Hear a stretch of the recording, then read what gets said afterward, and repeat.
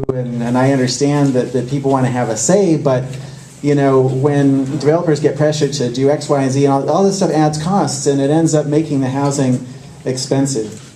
We should just let people build, and you know, if it's their property, let them build. And increasing the housing stock, it's a basic issue of supply and demand. If there's more housing, it will drive the prices down. And we can also help the housing situation by eliminating or at least scaling back zoning laws. Let more people do live work, for example, so they don't have to commute so much, and we can fully utilize existing spaces. Thank you. Thank you. Raphael, a question to you. Will you endorse the state budget initiative that would switch from a 2/3 majority to a simple majority decisions regarding state spending? And how do you think that would impact cities?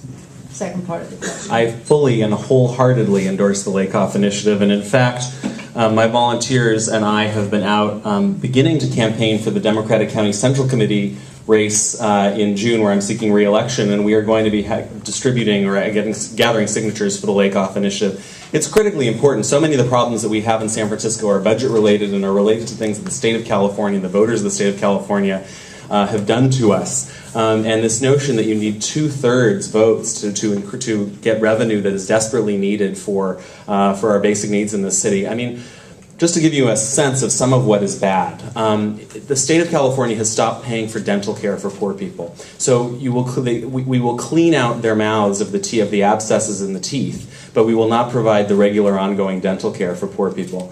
You know the statistics on schools. We have something like a 38% African American dropout rate from our public high schools. We have dropped in funding for schools. Oh, I have to stop. But you know the story and you know the statistics, and we need more revenue. Thank you. James, who are the current board members who you most agree with?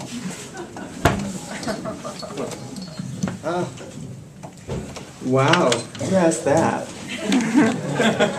Current board members. I try to avoid even dealing with it because it's so boring. I watch that city government stuff and I'm thinking, oh my God, how am I going to deal with this? But who do I know Bevan probably better than any of them. Maybe that's the only one I do know. So, but basically, I guess that's my answer. Okay. Yeah. Laura, this is really a follow-up question of something that you talked about in your statement. Please define specifically, I think this person wants to know, what you support as affordable housing. In other words, what do you consider affordable? Give examples of the sale price of 1 or 2 bedroom units and a person's annual income to qualify for affordable housing.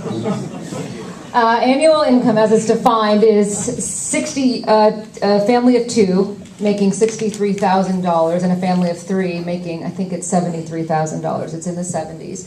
And to buy a unit, an affordable unit, it's in the low 2s. It's usually should be priced around $220,000 to buy a unit.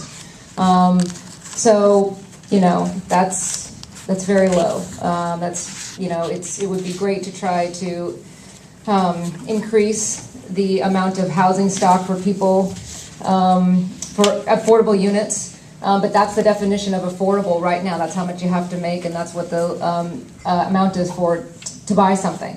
But I really, again, to include this kind of housing in our developments that we're building in the next 10 years. I mean, some of these buildings are going to be over 100 units. And if we can get 17%, 20% affordable housing in these buildings, we will have diverse housing stock and more affordable housing. So thank you. Thank you. Scott, why do we have such lovely neighborhoods and new developments where our schools are falling down around our children?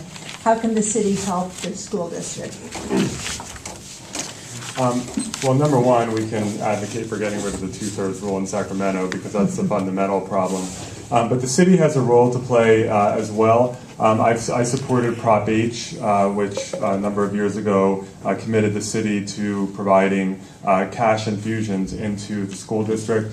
We need to consider or continue prioritizing the schools as part of the city budget in terms of making those kinds of contributions.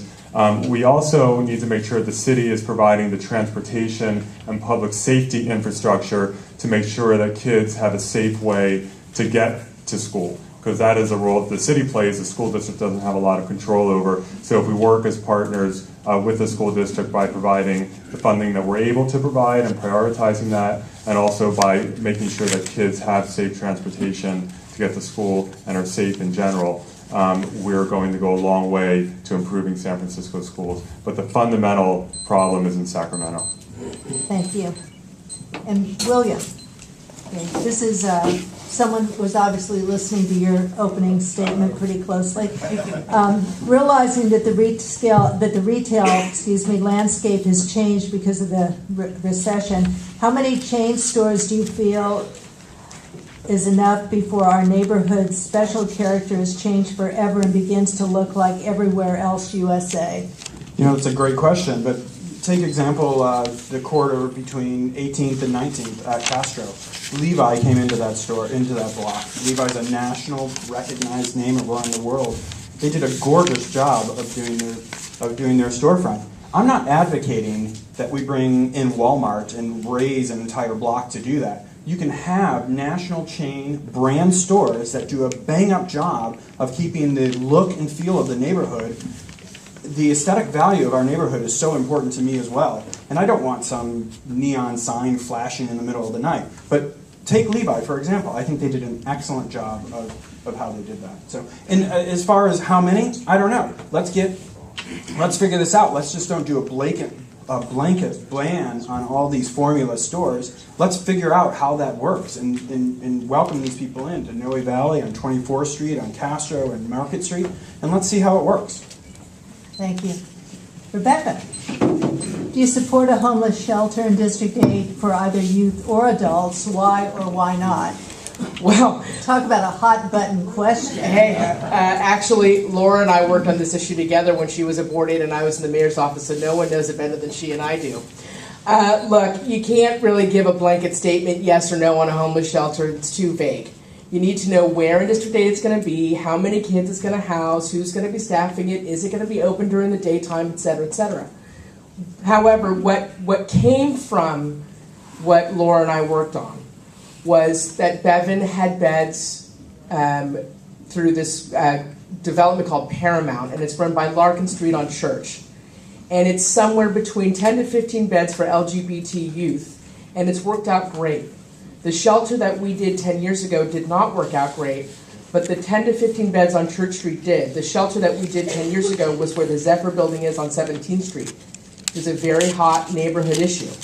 However, if it's done right, like Paramount is, and but has the right staff, and you've got neighborhood input, I'm absolutely for it. It's just got to be done right, and I know how to do it.